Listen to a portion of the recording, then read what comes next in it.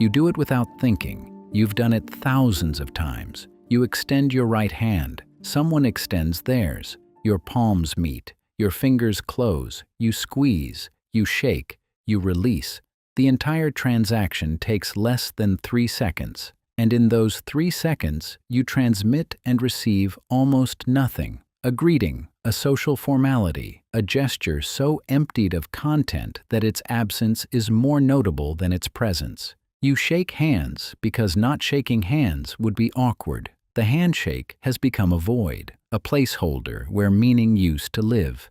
I need you to understand that it wasn't always this way. The handshake, for most of human history, was not a greeting. It was a language, a complete, sophisticated, multi-layered communication system that transmitted information through touch, through pressure, through the positioning of fingers, through the angle of the wrist, through the duration of contact, through micro-movements so subtle that only the two people in contact could detect them. A language that was spoken between palms and heard by no one except the hands involved. A language so effective, so precise, so useful that the people who relied on it built entire networks of trust, commerce, and mutual aid around it. And in the early 1900s, that language was systematically destroyed, not forgotten, destroyed, criminalized, driven underground, replaced with the empty squeeze and release that you perform today without knowing that the gesture your hand is making is the corpse of something that was once alive. Start with what the handshake actually was, because the history is deeper and stranger than the modern world has any framework for understanding.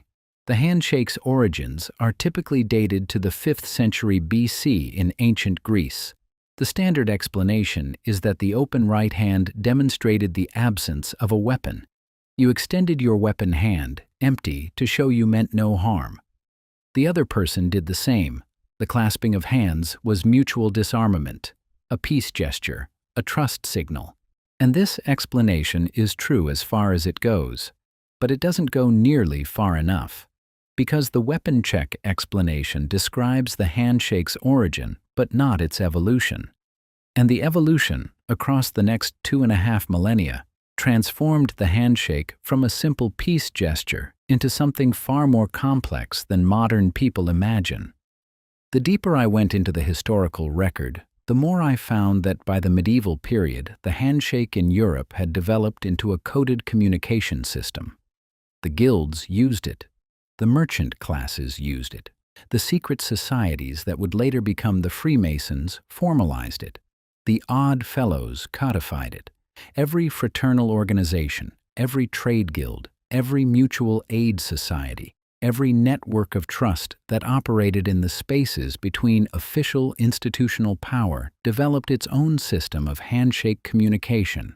Specific grips, specific finger positions, specific pressures applied at specific points on the hand, a vocabulary of touch that allowed members to identify each other, to communicate allegiance, to transmit information, to establish trust, all in the 3 seconds of a handshake that an observer would see as nothing more than a greeting. This raises a simple but critical question. How much information can a handshake carry? The answer, based on the documented systems that survived long enough to be recorded, is astonishing. The Masonic handshake system alone included dozens of distinct grips, each corresponding to a specific degree of initiation, a specific level of trust, a specific body of shared knowledge. The grip of the entered apprentice was different from the grip of the fellow craft, which was different from the grip of the master mason. Each grip communicated the holder's position within a hierarchy of knowledge and trust. Two masons, meeting for the first time, in a town neither had visited before, could establish within seconds of palm contact exactly who they were to each other, what they knew, what they could share, what level of mutual aid they could expect. And the masons were just the most famous example. The deeper I went, the more systems I found. The Odd Fellows, a fraternal organization founded in the 1700s that developed a handshake system so elaborate that their initiation manuals, which were supposed to be secret but which have been obtained and published over the centuries, devote pages to the specific finger positions, pressures, and movements that constitute each degree's grip. The system wasn't a single handshake. It was a lexicon, a tactile language with syntax and grammar and meaning at every level of pressure. The trade guilds, medieval and early modern guilds of masons, carpenters, smiths, and other skilled trades developed grip-based recognition systems that allowed traveling craftsmen to identify themselves as members of their guild in any city they visited. A stonemason from London arriving in Paris could shake hands with a stonemason he'd never met and, within the grip, communicate his training, his guild affiliation, his level of skill, and his right to work. No documents required, no letters of introduction. The hand carried the credential. The labor unions.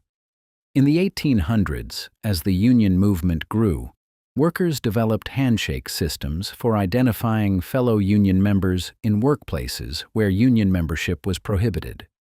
A grip exchanged at the factory gate communicated allegiance without words that could be overheard by a foreman or an informant. The handshake was a survival tool, a way of building solidarity under surveillance. The pattern repeats with unsettling precision across every marginalized, suppressed, or clandestine community that needed to communicate trust without external detection. The handshake was the perfect medium. It was invisible. It happened in public, in plain sight, as part of a social gesture that every observer dismissed as ordinary.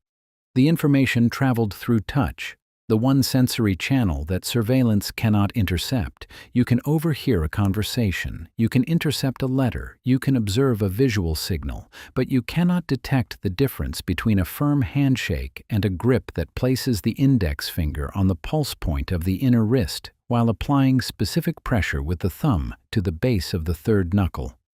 The handshake was an encrypted channel hiding in the most visible social gesture in Western culture. The silence was deafening when I started tracing what happened to these systems, as if they were following instructions they didn't fully understand. Because in the late 1800s and early 1900s, the handshake communication systems came under systematic attack, not from a single source, from multiple directions simultaneously, and the attacks, while they took different forms, converged on the same outcome: the destruction of the handshake as a communication medium and its reduction to the empty social gesture it is today. The first attack was legislative. In the early 1900s, multiple states and municipalities passed laws targeting secret societies and fraternal organizations.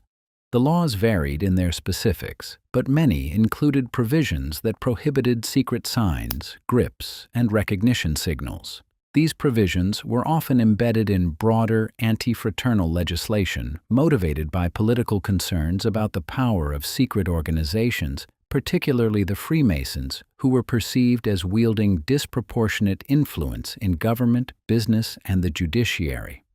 The laws didn't target the handshake explicitly, they targeted the secrecy. But the handshake was the primary vehicle of that secrecy, and the laws had the effect of driving the practice deeper underground or abandoning it entirely. The second attack was corporate.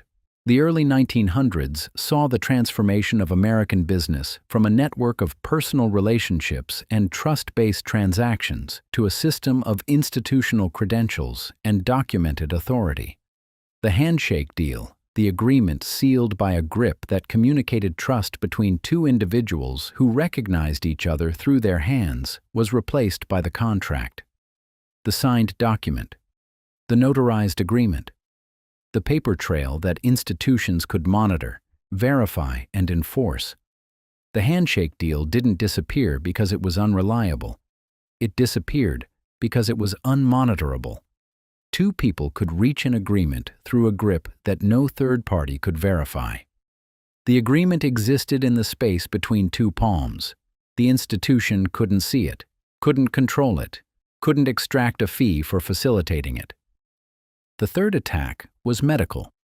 The public health campaigns of the early 1900s, the same campaigns that reshaped every aspect of daily life from food handling to water treatment to personal hygiene, targeted the handshake as a vector of disease transmission. The handshake spread germs. The handshake was unhygienic. The handshake was a health risk. The campaigns were medically valid. Hands do carry pathogens. But the medical argument accomplished something that the legislative and corporate attacks couldn't accomplish alone. It gave ordinary people a reason to distrust the handshake itself. Not just the secret handshake, the handshake, every handshake. The medical campaign didn't target the coded grips of fraternal organizations. It targeted the physical act of hand-to-hand contact, and in doing so, it degraded the medium itself. The channel through which the coded information traveled was made suspect, dangerous, something to be minimized rather than cultivated. The deeper I went into the convergence of these three attacks, the more the destruction of the handshake as a communication system started to look less like coincidence and more like a coordinated, if unintentional, elimination of a competing information infrastructure. Because that's what the handshake systems were: infrastructure. Communication infrastructure that operated outside institutional control.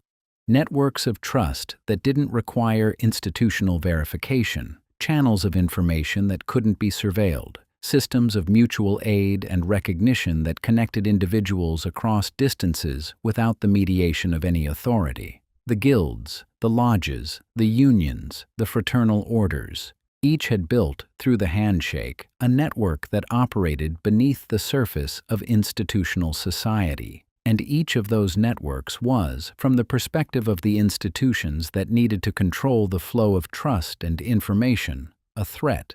Here's where the thread connects to something specific: the decline of the fraternal organizations.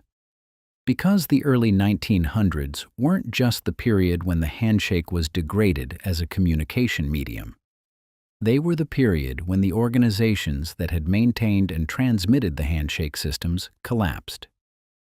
The Freemasons, peak American membership in the 1920s, steady decline ever since. The Oddfellows, peak membership in the early 1900s, nearly extinct today. The Knights of Pythias, the Woodmen of the World, the Improved Order of Red Men, dozens of fraternal organizations that had millions of members in the late 1800s and that are now reduced to a fraction of their former size or have ceased to exist entirely. The official explanation is changing social patterns, television, suburban isolation. Robert Putnam's bowling alone thesis. Americans stopped joining organizations because modern life provided alternatives for socializing and mutual support. Government programs replaced the fraternal safety net. Entertainment replaced the lodge meeting. The organizations became unnecessary and faded away. And maybe that's true. But the deeper I went, the more I found that the organizations didn't just fade. They were undermined. Their secret recognition systems were exposed in published exposés. Their political influence was attacked through legislation. Their educational function was supplanted by public schools that taught institutional loyalty rather than fraternal solidarity. Their mutual aid function was replaced by government insurance programs that were bureaucratic rather than personal, institutional rather than relational, documented rather than sealed with a grip. The pattern repeats with unsettling precision. A distributed, personal, trust-based system is replaced by a centralized, institutional, document-based system. The handshake deal is replaced by the contract. The fraternal recognition grip is replaced by the identification card. The mutual aid network maintained by physical presence and personal touch is replaced by the bureaucratic safety net maintained by paperwork and eligibility determination. Each replacement removes the personal. Each replacement inserts the institutional. Each replacement eliminates a channel of communication and trust that operated outside the institution's control. I'm not telling you the Freemasons were right about everything. I'm not telling you secret handshakes should replace legal contracts. I'm telling you that the handshake was once a language, a complete communication system, a technology of trust that operated through the most intimate form of human contact, skin to skin, palm to palm, and that transmitted information no surveillance system could intercept. I'm telling you that this language was spoken by millions of people across centuries of continuous practice, that it built networks of mutual aid that sustained communities before government programs existed, that it carried credentials more personal and more trusted than any document. And I'm telling you it was destroyed. Not in one act, in a convergence of legislative, corporate, and medical attacks that degraded the medium, undermined the organizations that maintained it, and replaced the trust-based networks it sustained with institutional systems that required documentation, verification, and the mediation of authority. I'm asking what was communicated in the space between two palms that was important enough to destroy.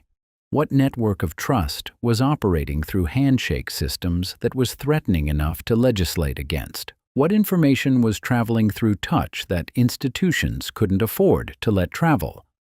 Go shake someone's hand. Feel the emptiness. Feel the 3 seconds of nothing. Feel the gesture that your body performs automatically without transmitting or receiving anything meaningful. And ask yourself what used to happen in those 3 seconds. What your great-great-grandfather's hand could say that yours has been trained to forget. What language your palm once spoke that the institutions you live inside needed you to stop speaking. Feel the silence between your fingers.